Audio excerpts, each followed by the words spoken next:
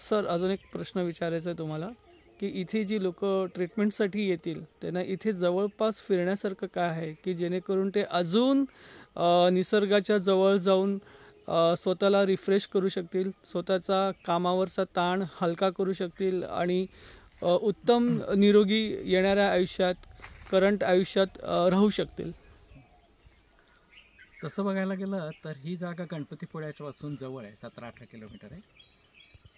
इथे जयगडला जवळ सिद्धिविनायक मंदिर आहे. कोळीसरे म्हणून लक्ष्मीकेशवाचं मंदिर हे इथून खूप जवळ असणार अशा स्वरूपाचं आहे.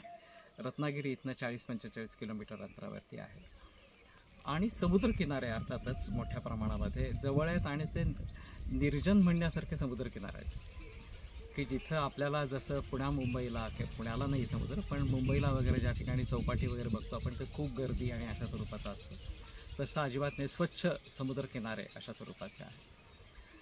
तर एकंदर निसर्गाचा अनुभव इथून खूप चांगला अशा स्वरूपाचा घेता येतो. त्यात तुमचं पर्यटनही होतं, या निरनिराळ्या गोष्टी पाहूनही होतात आणि नैसर्गिक जीवनशैली, नैसर्गिक आहार यांचाही अनुभव अशा स्वरूपाचा घेता येतो. म्हणून आम्ही इथं असं ठेवलं आहे की आम्ही शुद्ध शाकाहार ठेवला आहे आणि कुठल्याही प्रकारची व्यसनं या ठिकाणी अलाउड नाही आहेत. त्यामुळे तुम्ही या निसर्गाच्या सान्निध्यात राहण्यासाठी या नैसर्गिक जीवनशैलीचा अवलंब करा. स्वतः मुळात रोगमुक्त व्हा जर रोगी असाल तर, आणि नाहीतर स्वास्थ्य टिकवायचं कसं याच्यासाठी पण तत्त्वज्ञान बरोबर घेऊन जा. आणि मग तुम्ही जिथे राहताय तिथे तुम्हाला काय पद्धतीने हे अंमलात आणता येईल याचा विचार नक्की करा.